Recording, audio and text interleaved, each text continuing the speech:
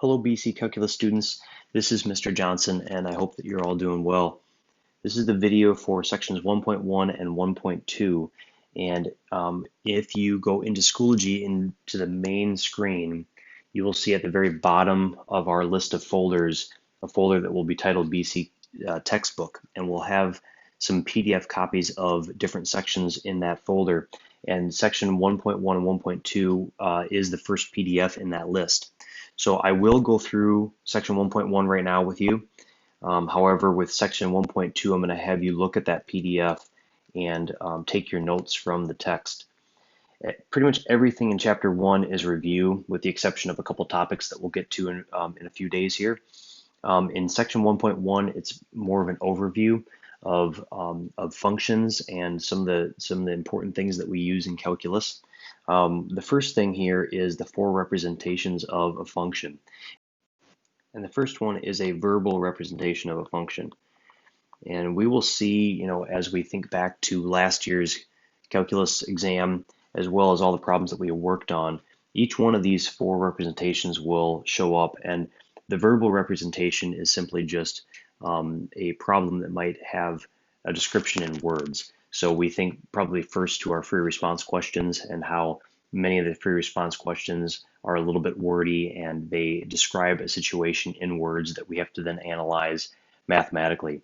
The second one is going to be a numeric representation, and a numeric representation will often take the form of a table of values, and we certainly see that in a number of our problems as we think about both multiple choice and free response.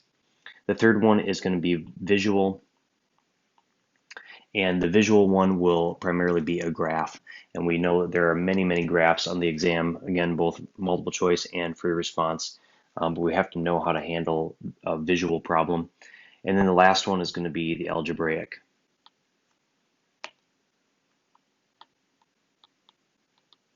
And the algebraic one is going to be an explicit formula, and we certainly see that as well in both multiple choice and free response.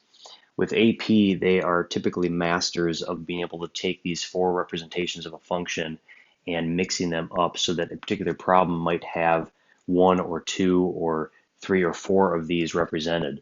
I know that a couple of years ago there was a AB FRQ, I think it was number 6, and they had every single one of these four things in that particular problem. So it was a very well-rounded problem, and for a lot of students that can be quite difficult because they have to put everything together, and so AP will certainly test you on this, and you have to be well versed in each one of these four.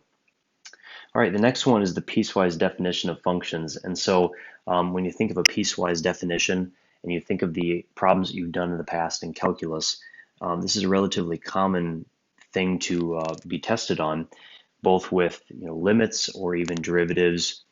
Being able to take a piecewise function or create a piecewise function is really important.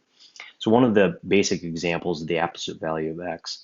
Now the absolute value of x is one that we should know the piecewise definition.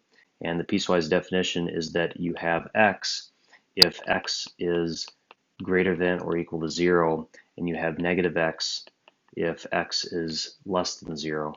And again, it's just good to remember how to analyze problems that might have some sort of sharp corner, like the absolute value graph has, because they certainly could ask you questions about limits or derivatives at that particular sharp corner.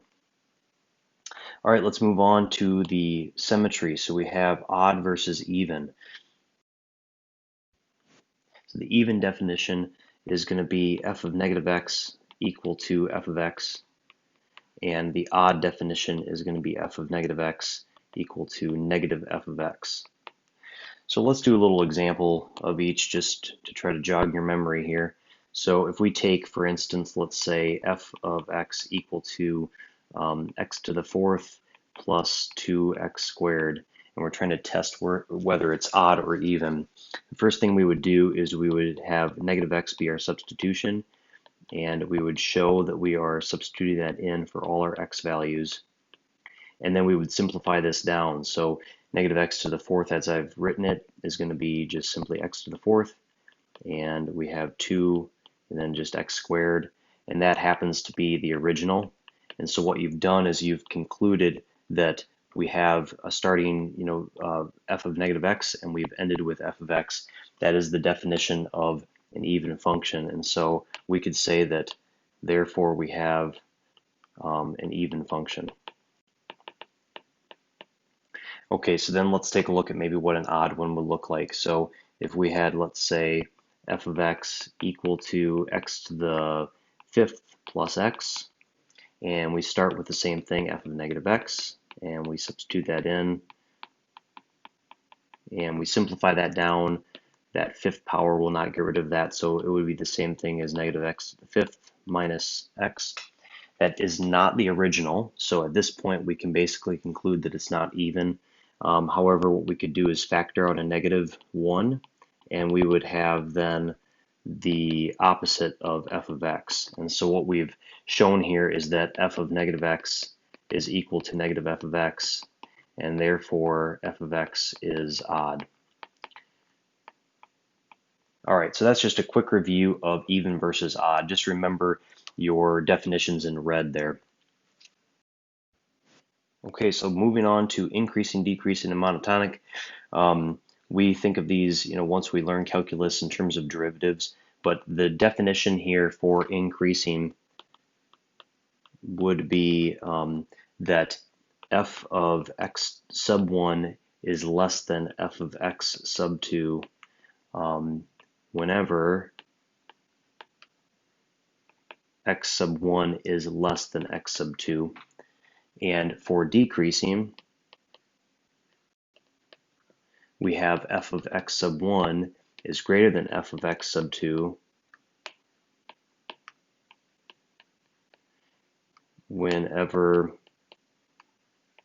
x sub 1 is less than x sub 2. So in other words, we're looking at the function values as we travel along the positive x-axis. We're looking at the function values and comparing them. So as we travel in the first one here with increasing, if we look at f of x sub 1, it's less than the next function value when x is sub 1 is less than x sub 2. So we're just showing kind of a visual of an increasing function versus a decreasing. Now again, when we look at some sort of function that's increasing on a certain domain, we can calculate the first derivative, and if that first derivative is greater than 0, then we have an increasing function, and if that first derivative is less than 0, then we have a decreasing function. So in the realm of calculus, we can test these pretty quickly. The term monotonic would refer to a function that only increases over the entire interval or only decreases over the entire interval. So in other words, it doesn't go back and forth in terms of increasing versus decreasing. That's what the term monotonic would refer to. All right, and then we have the last thing in section 1.1, the different forms of a line. And as you all remember from last year, having a question that is asking about a tangent line, for instance, or a secant line is really common. The slope-intercept form would be y equals mx plus b. That used to be pretty common in earlier mathematics, like algebra, maybe geometry, and then algebra 2. In calculus, we certainly use point-slope form, or at least I do, for almost anything, because when we think back to the problems where we have to write the equation of a line, we have our point typically given to us in some way, and then the slope is the derivative. So it's much more common to have a point and a slope than it is to have a slope and a y-intercept. And then standard form, we don't use all that often, but we should know what that is. So that's going to be ax plus by is equal to c. And sometimes we just need to simply put it into that form if the question dictates that. But usually, if we're just creating an equation on our own, I think going with point-slope form is sort of the go-to I would suggest.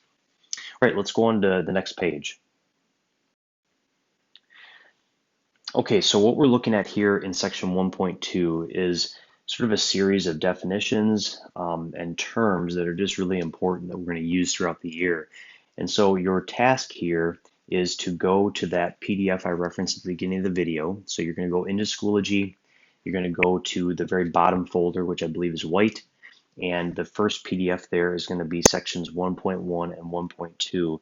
And what I'd like you to do is follow the PDF book, or if you happen to have a paper copy of the textbook, you can follow that and go through and make your own notes on here in terms of these different terms or definitions, types of functions, that type of thing. You have this page, and then you have the second page after that.